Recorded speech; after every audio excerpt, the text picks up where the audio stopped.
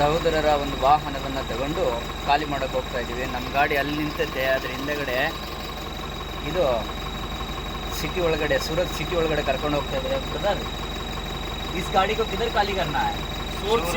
सूरत में किधर? सिटी में अपने को मालूम है ना पूरा एड्रेस. ಓಡಿಸೋದು ಅವ್ರಿಗೆ ಸ್ವಲ್ಪ ಏನೋ ಸಮಸ್ಯೆ ಅಂತೆ, ಹಾಗಾಗಿ ನಾನು ಹೋಗ್ತಾ ನೋಡೋದಕ್ಕೆ ಬೆಂಗಳೂರು ತರಾನೇ ಕಾಣಿಸ್ತಾ ಇದೆ, ಆದರೆ ಟ್ರಾಫಿಕ್ ಅಂತೂ ಸಿಕ್ಕಾಪಟ್ಟೆ ಇರುತ್ತೆ. ಆಮೇಲೆ ಇದು ಬಟ್ಟೆಗೆ ಹೆಸರುವಾಸಿಯಾದಂತಹ ಒಂದು ಸ್ಥಾನ ಅಂತಾನೆ ಹೇಳ್ಬೋದು.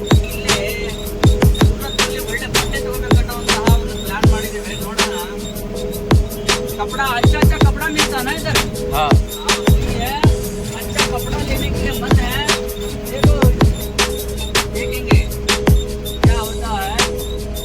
थोड़ा प्लानिंग करके ना, पैसा का प्लानिंग करके 50,000 नहीं तो 1 लाख रुपए का कपड़ा ले लेंगे और गांव में एक कपड़ा का दुकान बनाएंगे. अभी ये लोकेशन भी देखना पड़ेगा, हम तो लोकल का गाड़ी ड्राइवर नहीं है.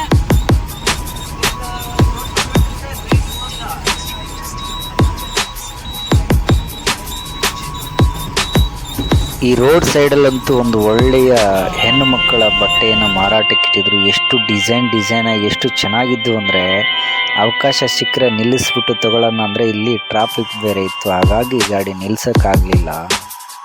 ಹಾಗೆ ಸ್ವಲ್ಪ ಮುಂದಕ್ಕೆ ಬಂದರೆ ನೋಡಿ, ಪಾರಿವಾಳದ ಹಿಂಡು ಎಷ್ಟು ಒಳ್ಳೆಯ ರೀತಿಯಲ್ಲಿ ಇಲ್ಲಿ ಪಕ್ಷಿಗಳಿಗೆ ಆಹಾರ ಹಾಕ್ತಾರೆ, ನೀರಿನ ವ್ಯವಸ್ಥೆ ಮಾಡಿಟ್ಟಿರ್ತಾರೆ. ಮತ್ತೆ ಇಲ್ಲೊಂದು ಯಾವುದೋ ಆರ್ಟಿಫಿಷಿಯಲ್ ಸಿಂಹನ, ಇಲ್ಲಿ ಮುಂದೆ ಕಾಣ್ತಾ ಇರುವಂತಹ ದೊಡ್ಡ ಬಿಲ್ಡಿಂಗ್ ಕಾಣಿಸ್ತಾ ಇದೆ. ಇದು ಬಟ್ಟೆ ಮಳಿಗೆ ಅಂತ ಹೇಳ್ತಾ ಇದ್ರು ಯಾರೋ. ಏನ್ ಮಾಡ್ತೀರಾ, ಬಂದ ದಾರಿಗೆ ಸುಂಕ ಇಲ್ಲ ಅಂತ ಹೇಳಿ ನಮ್ಮ ವಾಹನ ಅಲ್ಲಲ್ಲೇ ನಿಲ್ಸ್ಕೊಳ್ಳೋದಕ್ಕೆ ಅವಕಾಶ ಇರಲ್ಲ ಅಂತ ಹೇಳಿ ಮತ್ತೆ ನಾವು ಖಾಲಿ ಮಾಡುವಂತಹ ಒಂದು 2ನೇ ಪಾಯಿಂಟ್ಗೆ ಹೋದೆವು. ಇಲ್ಲಿ ಒಟ್ಟಿನಲ್ಲಿ ಒಂದು ಬಿಸ್ನೆಸ್ ಮಾಡುವವರು ಇಲ್ಲಿ ಬಂದು ಬಟ್ಟೆ ತೊಗೊಂಡೋದ್ರೆ ಬಹಳ ಚೆನ್ನಾಗಿರ್ತದೆ. ಇಲ್ಲಿ ನಮ್ಮ ಸಹೋದರ ಮಲಿಕೊಂಡ, ಬೆಳಗ್ಗೆ ಎದ್ದು ನಮ್ಮ ವಾಹನ ಖಾಲಿ ಮಾಡ್ಕೊಂಡು ಒಂದು ಕಡೆ ಬಂದು ಇಲ್ಲಿ ಬಿಸಿಯಾಗಿ ರೊಟ್ಟಿ, ಮನೆಯಲ್ಲಿ ಹೇಗೆ ಬಿಸಿಯಾಗಿ ರೊಟ್ಟಿ ಮಾಡಿಕೊಡ್ತಾರೋ ಹಾಗೆ ಬಿಸಿಯಾಗಿ ರೊಟ್ಟಿ ಮಾಡಿಕೊಡ್ತಾಯಿದ್ರು. ಒಳ್ಳೆ ಊಟ ಮಾಡಿಕೊಂಡು ಮತ್ತೆ ನಮ್ಮ ವಾಹನದ ಕಡೆಗೆ ಬಂದೆವು. ನಮಸ್ಕಾರ.